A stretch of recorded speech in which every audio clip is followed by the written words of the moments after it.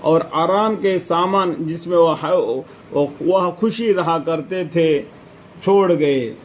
جو کیا یہ دنیا میرا میرا میرا کر کے اس کا اترا کر موسیٰ علیہ السلام کو اور بنی اسرائیل کو جھٹلا کر ان کو تکلیفیں پہنچا رہے تھے.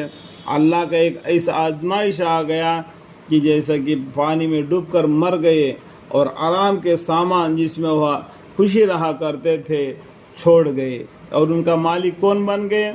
بنی اسرائیل. ایک حصہ اس طرح ہوا اور ہم نے ایک دوسرے قوم کو ان کا مالک بنا دیا. دیکھو ابھی اس سے پہلے کس کا قوم تھا؟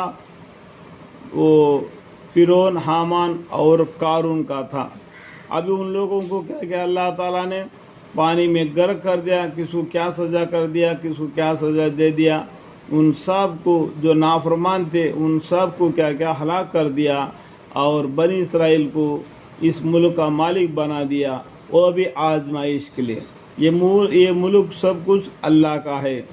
ہم کو اللہ نے یہ دے دیا ہے، اس میں رہ کر ہم اللہ کو عبادت کرے، اس کو یاد کرے. ایک حصہ اس طرح ہوا اور ہم نے ایک دوسرے قوم کو ان کا مالک بنا دیا. سو نہ تو ان پر آسمان اور زمین کو رونا آیا.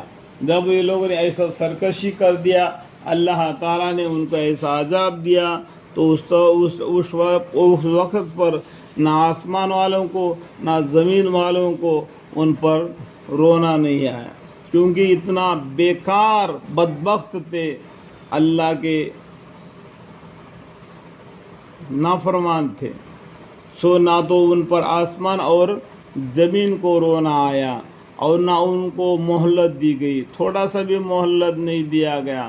مہلت دینا تھا، دے دیا دے دیا دے دیا دے دیا، تو نہیں مانا تو آخری بدلہ لے لیا.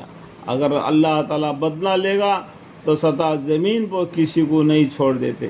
لیکن اللہ تعالیٰ رحمت کے وجہ سے ہم لوگ دنیا میں آرام سے جی رہے، اور ہم نے بنی اسرائیل کو سخت ذلت کا عذاب یعنی فرعون کے ظلم و ستم سے نجات دی.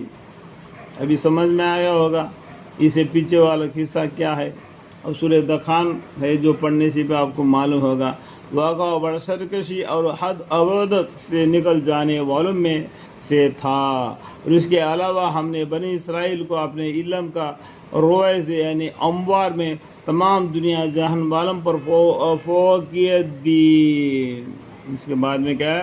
اس کے علاوہ ہم نے بنی اسرائیل کو اپنے علم کے روح سے، اللہ کے علم کے روح سے بعض اموار میں تمام دنیا جہان والوں پر فوقیت دی. اور ہم نے ان کو ایسی نشانیاں دی جس میں شریعہ انعام تھا، اللہ کی طرف سے انعام تھا. وہ نشانیاں دی جن میں شریعہ انعام تھا.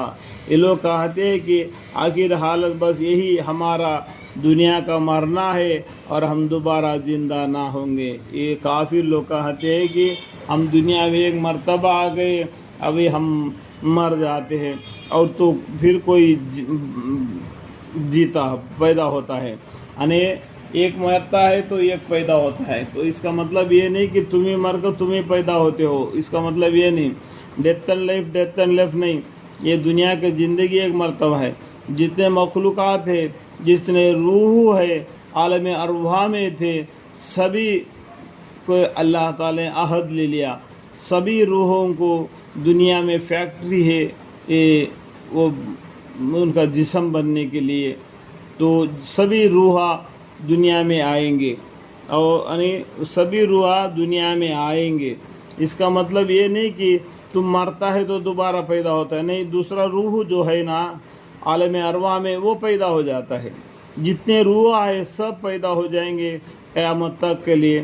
اس کے بعد میں کوئی پیدا ہونے والا نہ ہوگا. اس ٹائم پر اللہ تعالیٰ دفعتاً قیامت کا قائم کر دیں گے. آخر حالت بس یہی ہمارا دنیا کا مرنا ہے اور ہم دوبارہ زندہ نہ ہوں گے. اس مشغول میں اس بیہودہ باتوں نے ان کو غلط میں ڈال رکھا.